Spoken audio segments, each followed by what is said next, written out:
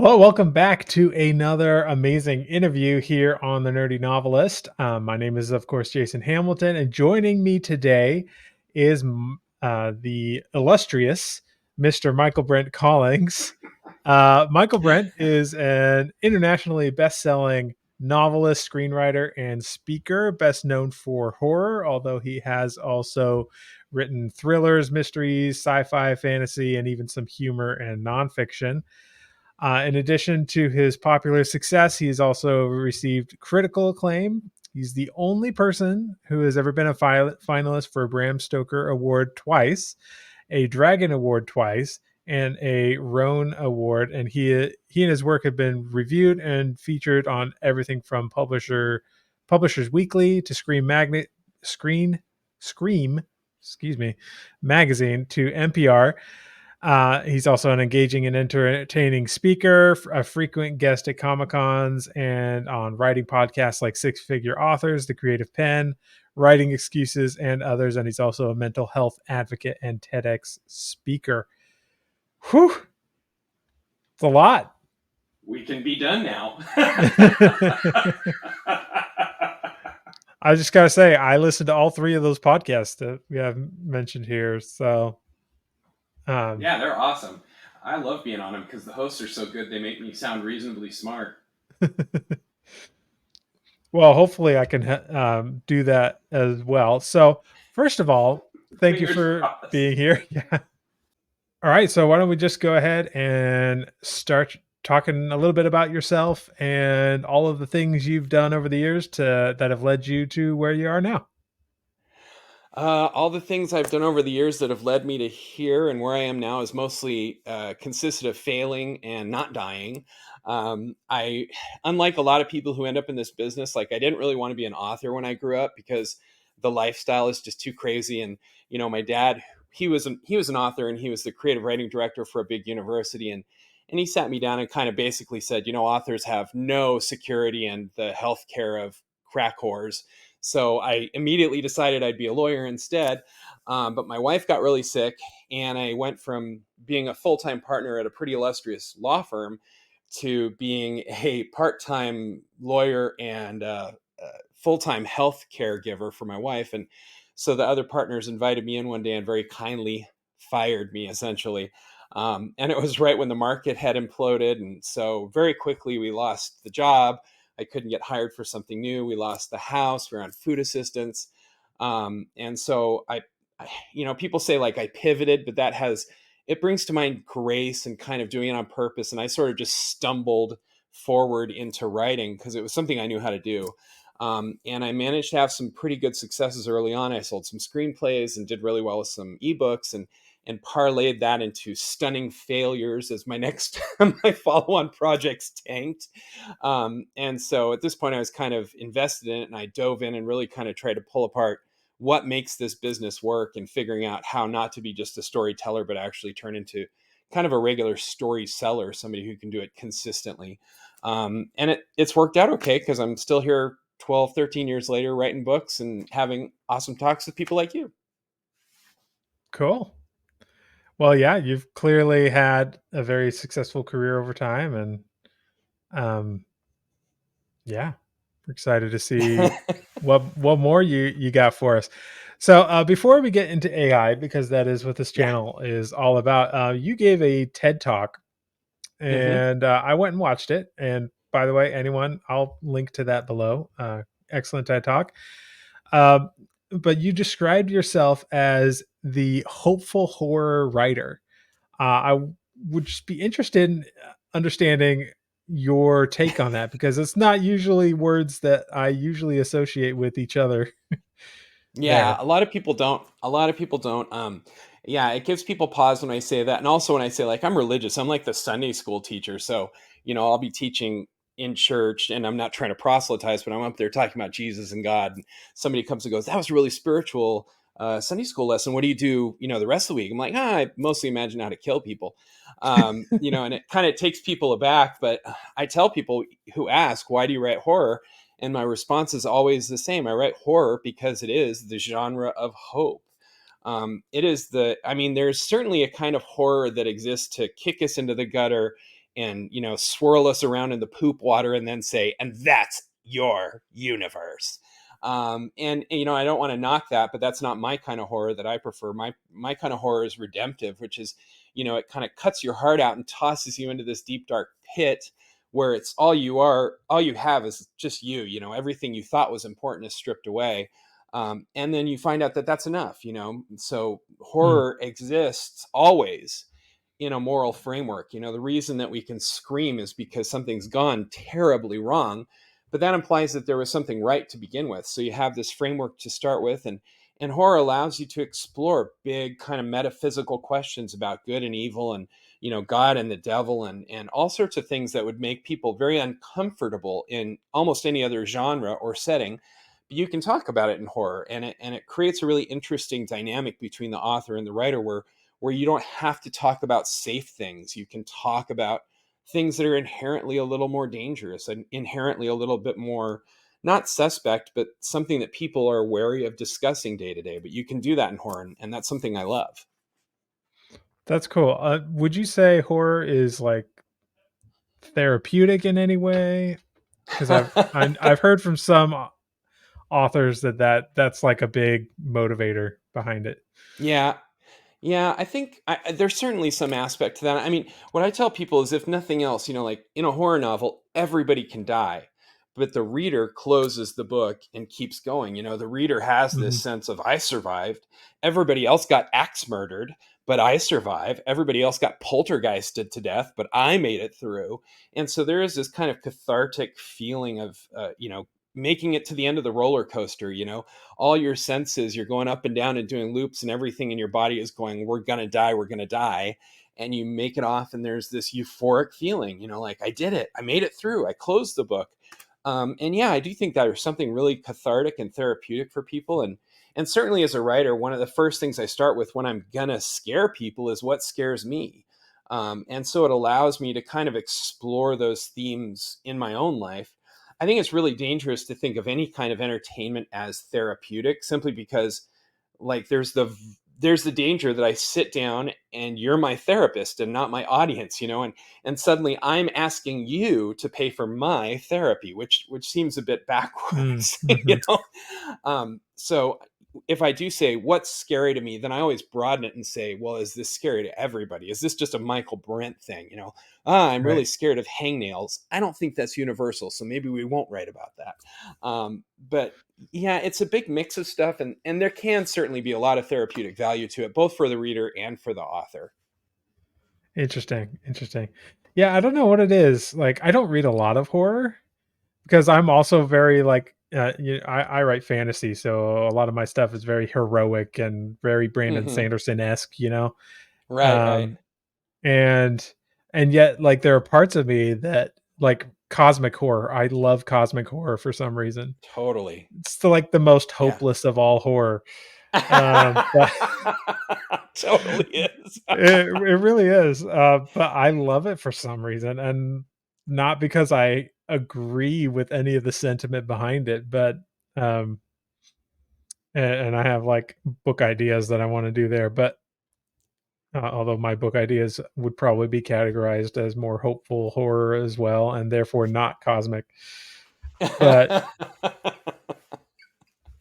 There's anyway, something in us that there's something in almost everybody that has a little bit of that dark pull, like, we all yeah, really get more excited about Darth Vader stabbing a bunch of rebel soldiers to death, which is pretty heinous, than we do about Luke Skywalker learning to float rocks, which is, in the mm, grand scheme of things, way better. That's a better thing. But boy, you never hear so many cheers as when you hear yeah, and Darth Vader's red lightsaber goes up, and we're like, oh, we're gonna see some good killing now. That's just part of humanity, and I think one of the dangers that a lot of people who don't like dark fiction face is hiding or refusing to admit that there is this darkness. And I think we deal better with life when we go, hey, it's not all roses and candy canes. Like, we want it to be that eventually, but right now we're dealing mostly with crap and disease and stuff like that. yeah. And ignoring it doesn't make it go away. So I think by dealing with it, by accepting it, we can then learn how to overcome it. Yeah, I know you knew the late David Wolverton, Yeah. and I was actually rereading one of his books recently, and he talks about like why do we even read stories? Like, what's the whole point of it? Hmm. And to make a long story short, he basically got to that idea of like, um, we are reading to get experience without the risk of actually going through those things ourselves. Yeah. And so we get kind of a best of both worlds. We get the experience, but we don't get the actual trauma, uh, Yeah. Yeah. depending on who you Yeah, ask. stories are all searches for meaning, and there's meaning in darkness as much as there in light Hmm. is in light. And people don't want to admit that, but like walk into any 5-year-old in his room at night or her room at night and turn off the light and see which one matters most. And we all still have that in us. Yeah, yeah, that's cool. All right, so let's get into AI a little bit. As someone who has written a lot of books, you're clearly a well-established author. What exactly is your current stance on AI?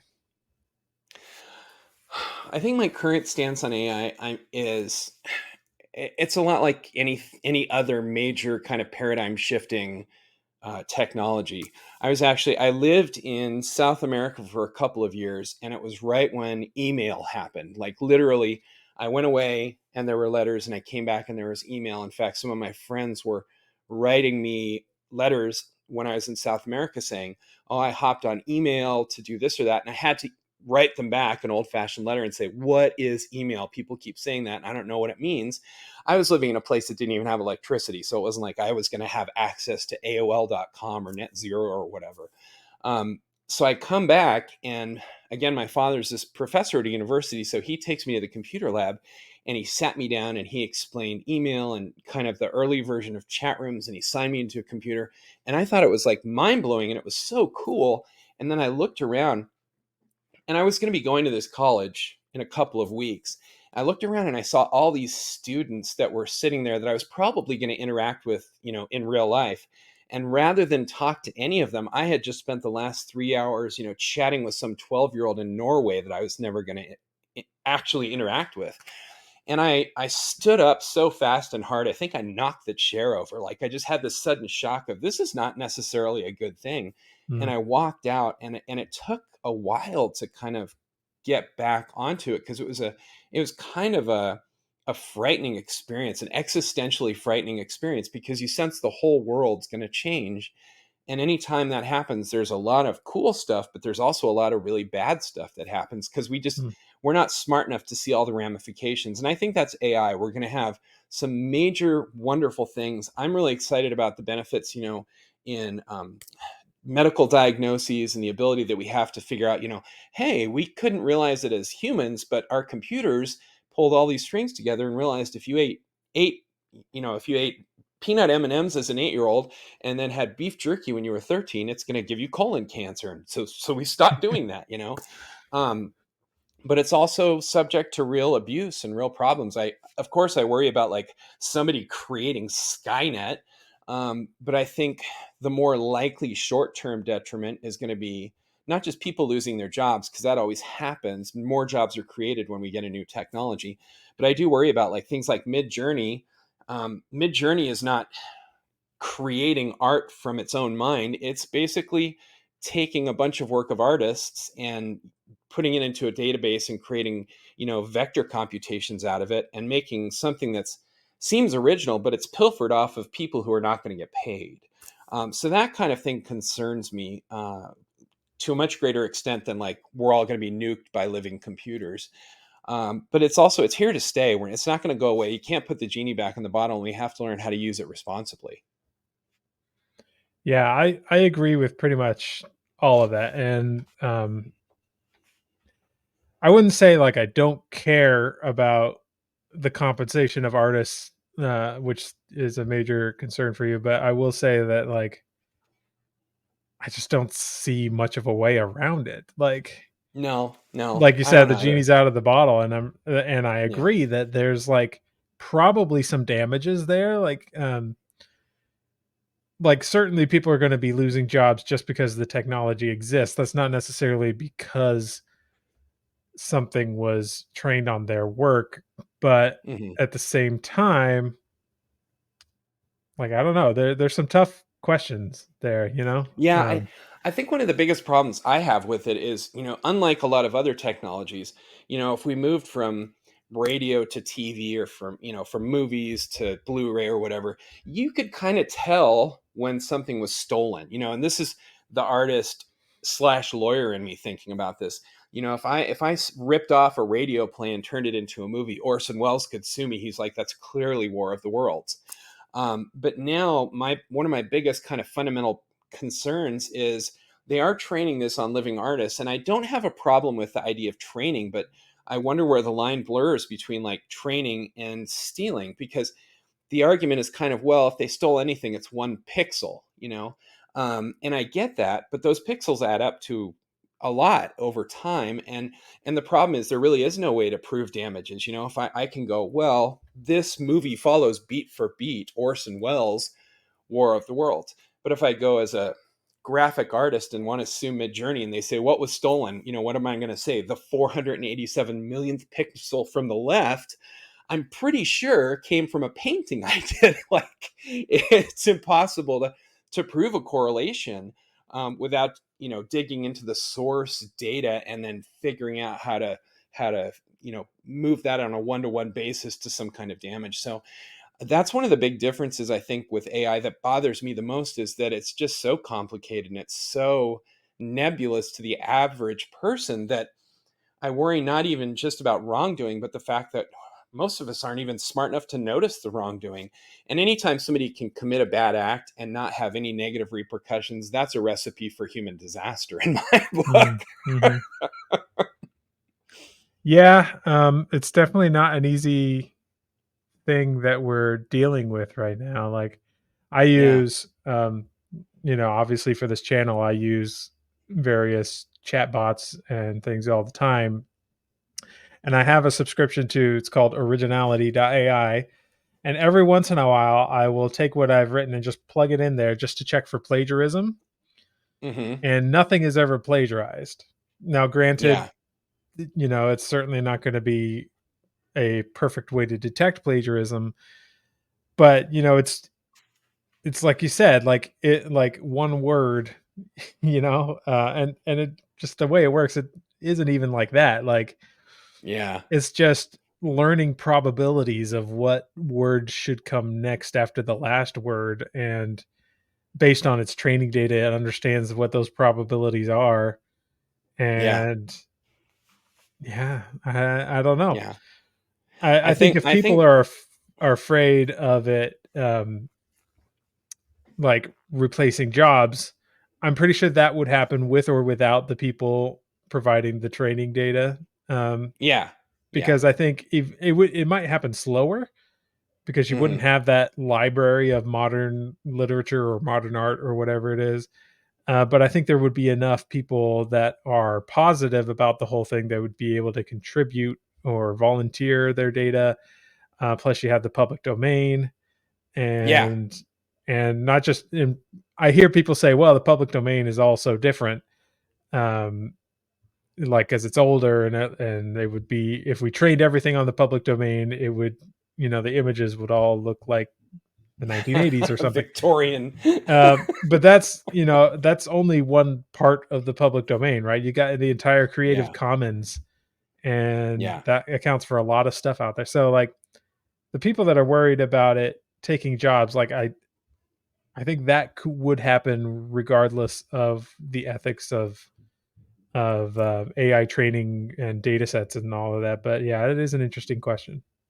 Yeah, and I agree with that 100%. I mean, this is a shift, and there's always jobs lost, and the hope is that people, can adapt and train themselves on a new job. The people that are always screwed the worst, I feel like, are the ones that are 4 years from retirement and their job just disappears. And it's like, who's going to hire a 65-year-old guy to be a entry level AI technician? That's kind of a tough sell, especially in our environment, which is really ageist in most categories. Yeah, So I really feel bad for those folks most of all. And then beyond that, like I say, it's here to stay. I use it every day. I use AI tools.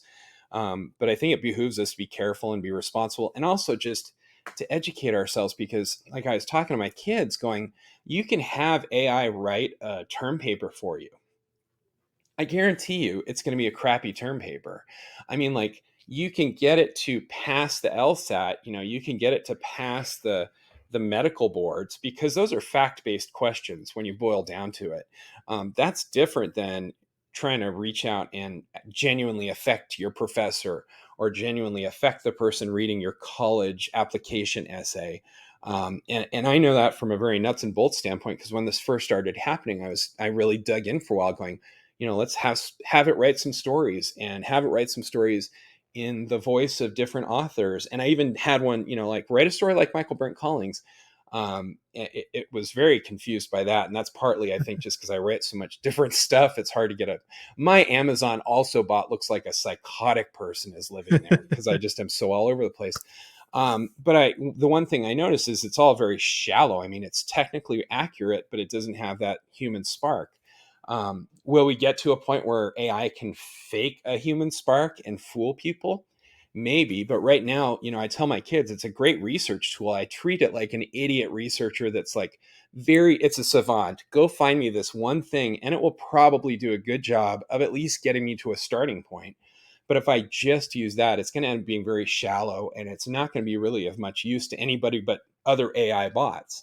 So if I'm Mhm. going to be making a living as an author, as an artist, I still have to add that creativity that comes from my experience. And I think we're still a ways off from replacing that. Fingers I crossed. agree. I agree. I mean, the whole point of this channel right now is to try, like, one of the things that I sort of emphasize with people is that AI can only get you so far. It can Yeah. be a great tool to take some of the grunt work out of things, Hmm. and maybe get you 50% of the way there, but you still have to take it the other 50%. But I am Yeah. also of the optimistic opinion that with AI, you'll be able to um, do more than what you could do without AI. Yeah. Oh, Um, for sure. And it's been wonderful for like a one-stop shop like me, because I do everything. I write the books, I do the covers, I do the marketing, I do everything. And hmm, so, like, today I had this big vast data set, and I plugged it in and went, "Hey, turn this into an Excel sheet." And it did it. And it nice. saved me 3 hours of work. There were still a couple mistakes, but that was 10 minutes of spot checking versus an ordeal of like copy pasting various messes. It wasn't even in a good format. I said, here is the format I want it to look like. Here's my vomit of data, and it did a great job. So I think it's an excellent, really, it really is a good research assistant, virtual assistant. And even like when I'm doing story work, I'll bounce ideas off my wife, who is very smart, but she is not a writer. And so Mhm, she comes back with these ideas, and most of them are not usable, but they give me new ideas. So it's having that feedback from something, and the AI is pretty good with that too. And unlike my wife, like, my wife has her own life, and I can't just walk in and be like, hey baby, it's about me. I have to schedule with her and be respectful, but the AI, just turn and say, hey, write me a poem about two kids in a barn because I need it for my book. And it writes the worst poem ever. It's never going to get used, but reading it, I go, oh, I know what I can do now. So it at least mhm. gave me something to bounce off of. And that's been really helpful. Yeah, I was in a Facebook group at one point and saw someone had a comment that I thought was actually really profound, and I wrote it down, and it was something like, um, "It's easier to improve bad text and make it good than it is to write good text from the beginning." You know? Yeah, yeah. I think there's some truth in that. I think it's almost impossible to take good text and make it great, and that's something AI definitely can't do. Yeah, But yeah, it's certainly, there's a lot of people who just get scared by the blank page, and if they want to write, give me a prompt, and the AI tells them two sentences, and they can run with it. That's cool. I think that's awesome, actually, because it shows that how much we can continue to do as humans. We're not letting it carry us to the mountaintop, but we're using it as a springboard, to get up a little higher, a little faster, and that's awesome. yeah, yeah.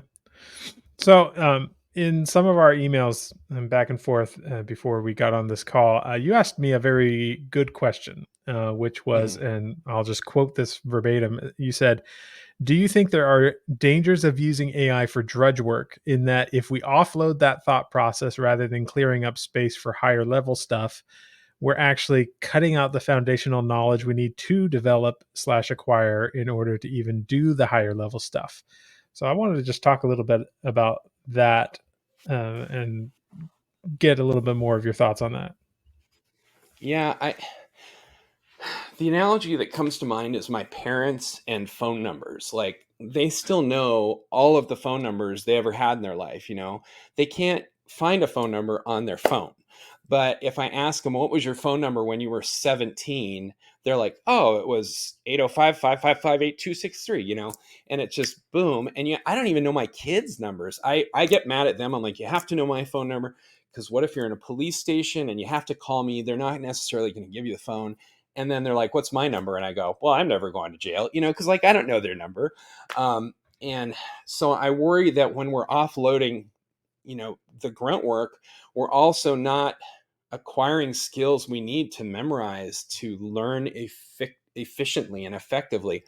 I don't think everything is a phone number. I don't think we need to have phone numbers necessarily, but like one of the reasons I think AI is effective for me is I can look at it as a subject matter expert. So if I say, "Hey, tell me 10 things I need to know about publishing on Amazon," and it'll give it to me, and I don't just take it and run with it. I go, "Well, that's right, that's right, that's wrong," because I spent a long time acquiring this knowledge. So I worry that people are going to use it as a shortcut and they get 10 things I need to learn to do to publish on Amazon. And they go off and do it not only wrongly, but with a completely fallacious faith in the rightness of the computer assisted methodology, you know? Right. So I do worry that we're going to run short on critical thought. You always have to add a critical element. I don't care if you're talking to a person or a machine. One of the big problems we have now with social media is we just instantly agree if it's what we want to agree with. And we don't bring to bear any kind of critical reasoning or thought of where did this come from. And I really don't want my kids being like, "Well, it came from Chat GPT, so it is gospel." And I really worry that there's a generation of people that's like, yeah, they're shortcutting their trip to their own expertise, and sacrificing it at the altar of a God that's really going to let them down very quickly. Because again, Chat GPT can pass the medical boards. But if you want heart surgery, you're not going to go to a doctor and say, "Are you consulting Chat GPT as you cut me open?" You want the guy to do it better than that, or the woman who's presiding over the operation, whoever it is. You want them to be experts. And I really am concerned about that. Well, it can do my Excel, and that's cool. Well, it'll give me a thesis sentence, and that's cool. Well, maybe it can write my first thesis paragraph of my paper, and that's fine. And then all of a sudden, we've completely managed to fool ourselves into believing we're erudite scholars when all we are is just high level plagiarists, who can't actually think our way out of a paper bag without ChatGPT explaining the process. Yeah, and I think there's maybe something to that. I think the counter question to that is, does like offloading that, the reason, the thought processes, everything, does offloading that to AI make space, for lack of a better word, for higher reasoning in another area? Because I think Hmm. that's the debate. Because Yeah. I hear this a lot as a millennial, that Google has made us all lazy. No one's memorizing anything anymore because you can just go Google it. Um, Right. so I've heard that debate before, long before AI was around. Um, Hmm. and I'm not sure anybody really has a good idea, a good answer to that. I think the counter argument usually is like, well, because I can just look everything on up on Google, I don't have to waste all this time doing this or that, and I can instead spend my time doing other productive things. Yeah. Um, I think but the answer to I that is really going to. agree. Yeah, Oh, sorry. Continue. I didn't mean to cut you off. no, that's okay.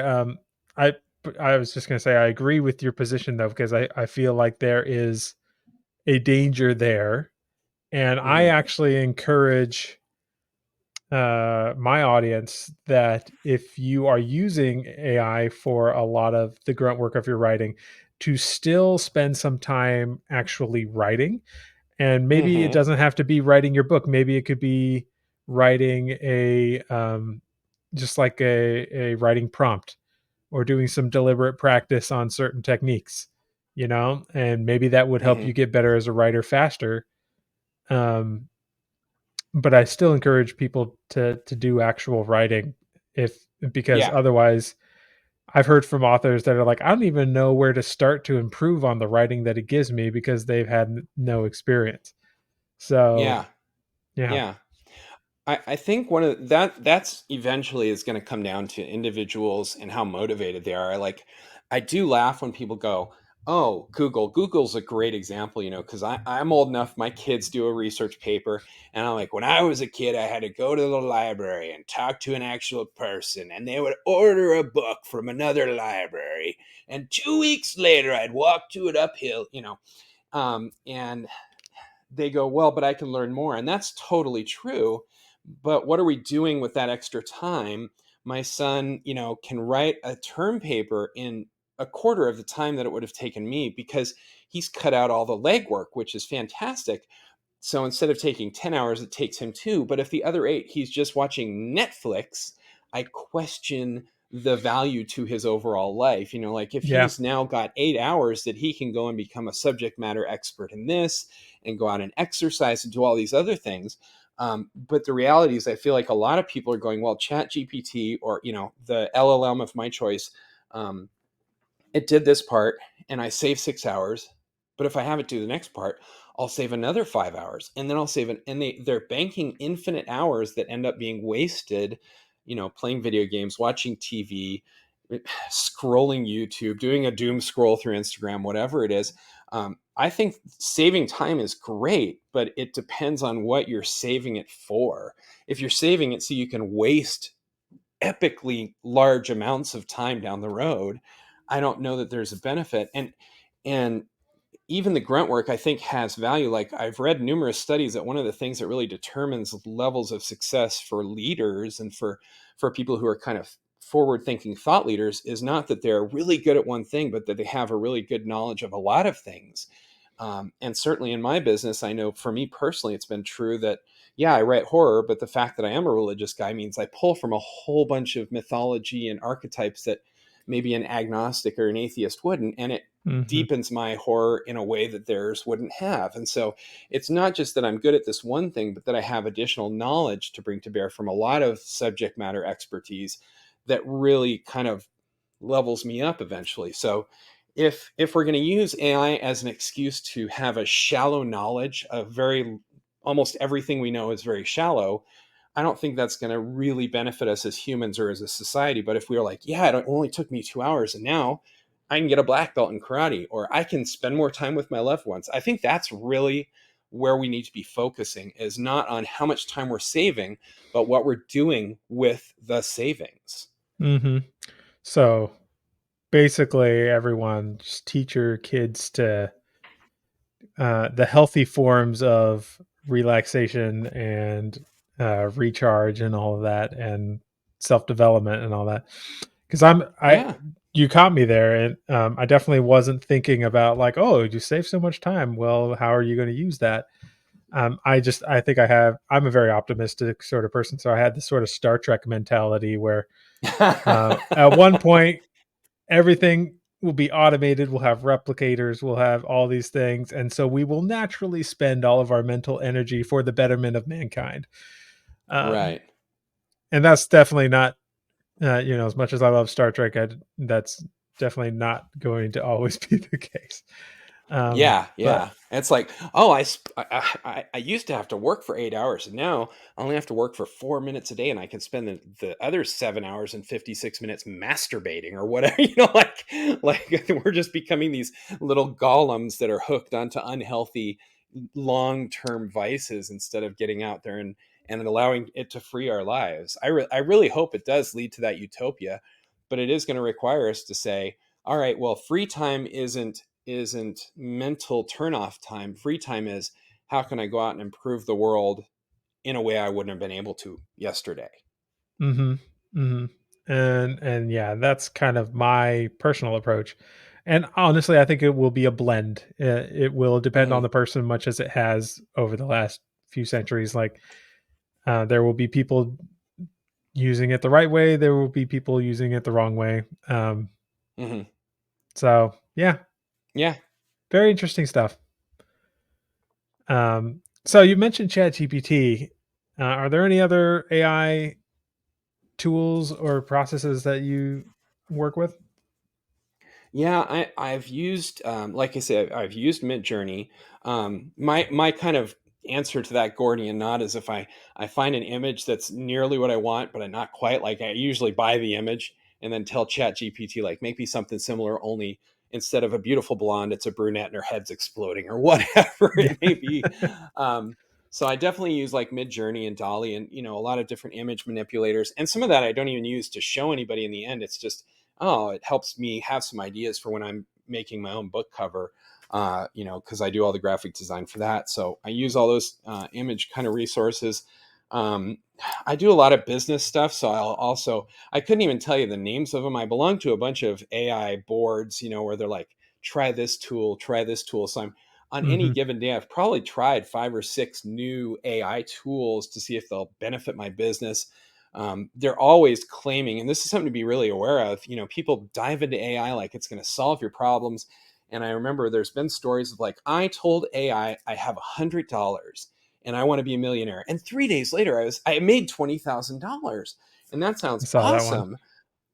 Yeah, but the reason that worked is because, like, somebody read about it and invested in their dumb little idea. They didn't make money. They caught lightning in a bottle because media spread the viral nature of the story is what made the money. Um, and that person came up with that idea to spread it around. So it wasn't like the AI did it. So I'm always wary of that kind of thing. And similarly, things that say, I've hacked Amazon's algorithm, and you just plug in the 10 things that you want to sell and we'll give you all the keywords. That stuff never works. If it did, those people wouldn't have to sell that process, because they would be just Amazon. They would already own the world. um, so I'm constantly using things like that. I've even looked at, like, there's funded, I can't remember if it's funded.com or .ai, but there's like, I'm putting together a bunch of business things, and I'm looking into the possibility of using AI to match me up with investors and venture capitalists and things like that. So I'm kind of all over the place. The one I Mm. definitely use every day is ChatGPT, just because, like, I can type it, tell it to do something, and then come back later and it's done. But I think it's a fascinating field, to the point where I'm kind of overloaded at this point. There's so many cool things. I'm like, maybe I shouldn't be a novelist. Maybe I'll be an AI guy, because this is really fascinating. That's kind of what's happened to me. Yeah. I started. I mean, I still want to be a novelist, and I'm still writing books, but I've sort of pivoted so that this is sort of my thing now. Hmm. Um, and it does get overwhelming because there are, every day there's 20 new AI tools, and most of them Yeah. are just clones of all the others and not actually that Yeah. useful. And Yeah. And so most of them, I filtering think, through are that. just, yeah, they're just APIs using ChatGPT's large language model with specific queries, and then they barf out, you plug in your 3 variables, they plug in the query, and then you get it on the front end, and it's like, it's not magic. They modified a query that you could have come up with. And that's another thing I've definitely found is, like, as soon as they advertise, we can do this, the first thing I do is go on to, OpenAI or Bard or all the different ones. Microsoft Edge has its own AI, and I ask questions that I think will yield similar results. And 90% of the time they do. So I'm going, like, well, I just have to ask my own question. They're literally charging me $100 a month to ask a question for a subscription that I already have. So I'll just ask the question and save some money. Yeah, that's been me too. Like, there's only really one software besides the actual language models themselves that I recommend. Other than that, it's I I pretty much says just say learn the frameworks, learn the how to prompt well, and like copywriting is a good example. Copywriting is very Mm-hmm. formulaic, and there are tools Mm-hmm. out there that will give you very good copy, but all they're doing is just prompting ChatGPT on their end so that it's with their frameworks and spitting it out. So all you need are the frameworks and knowing how to prompt it, and you can get the exact same results without paying Yeah. $100 a month or whatever it is. Yeah. So And that has a side benefit of allowing you to exercise your own mind, like, because you do have to become a little bit of a subject matter expert to write the correct marketing prompt. You have to dive in a little bit.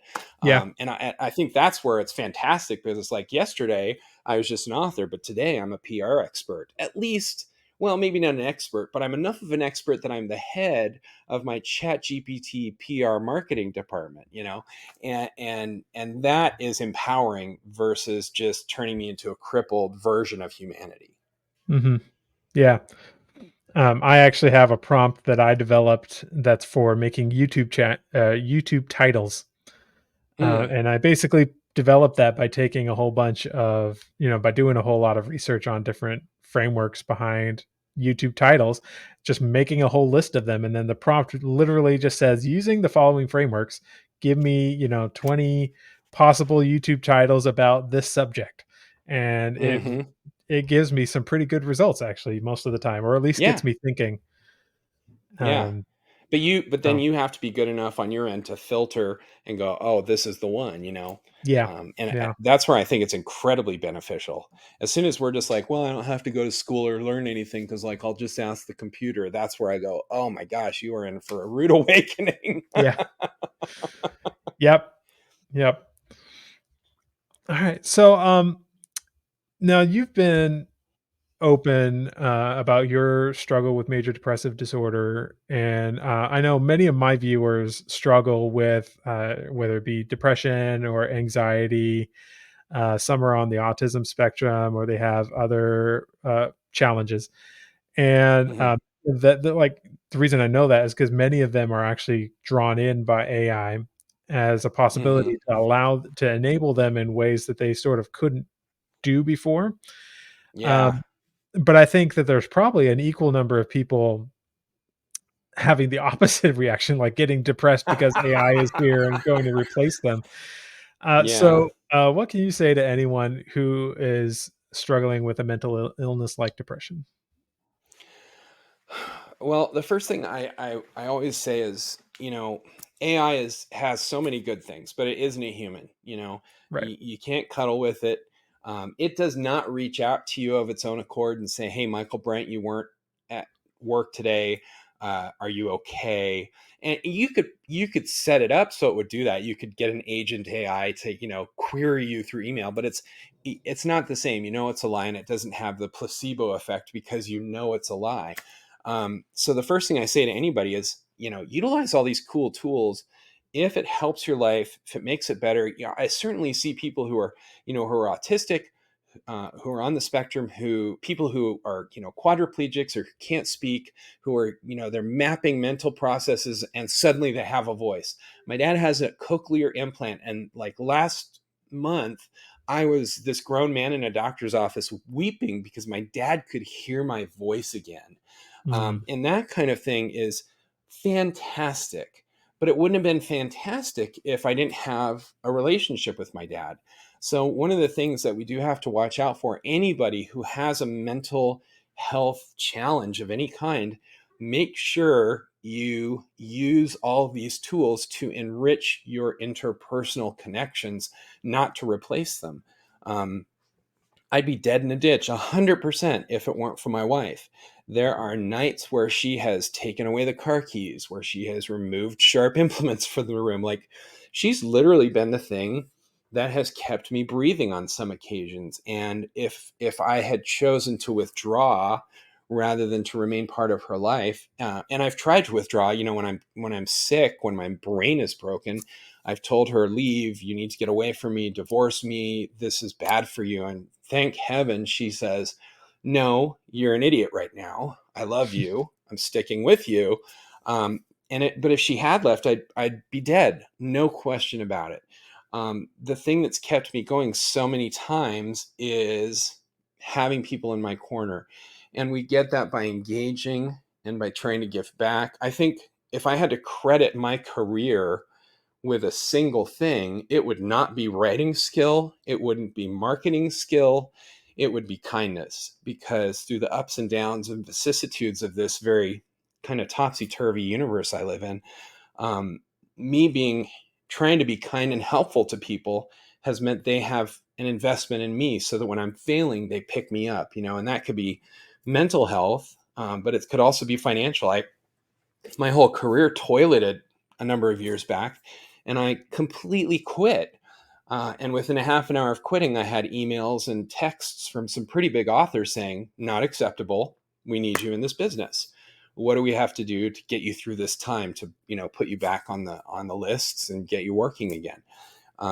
And so that, above all, I mean, really, these are such amazing tools, not just the AI stuff, but we have penicillin, for crying out loud. We live past the age of 2. Not, 1 in 3 of our children doesn't die in childbirth. And those are all miracles. Mhm. And so now we have the chance to get out and get to know each other. And that's so scary. And I'm a very introverted person. I know it doesn't seem like it because I've trained myself. After this interview, I'm going to go and sit in a dark closet for an hour because, like, this uses me all up. When I go to a Comic Con, I am useless at home for several days because it is so emotionally taxing for me. So I get that, I do. And every year my wife's like, "Do you want to go?" And I go, "No," but I'm going to, because it's good for me. It's good for me to get out. It's good for me to make new relationships. If it was like what I want to do for fun, I would never do another one of these podcasts for the rest of my life, because they're not fun for me in the sense that, like, playing Call of Duty is fun, but they're Mhm. tremendously worthwhile. And I get to meet cool people, like just our emails getting ready for this have been really fascinating. And I go, Mhm. "Oh, Jason's a friend now." So if I had an AI question, I 100% would be like, "I know an AI guy," and I would call you up or email you.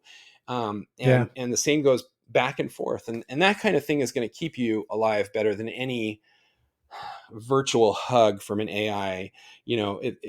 We do have this opportunity to maybe have virtual assistants that will tell us nice things and keep us going a little bit on some down days. But ultimately, it's like, who have you got in your corner, your living, breathing, bleeding corner with you, that makes all the difference. And that is not hard to acquire. You just have to be willing to put yourself out a little bit.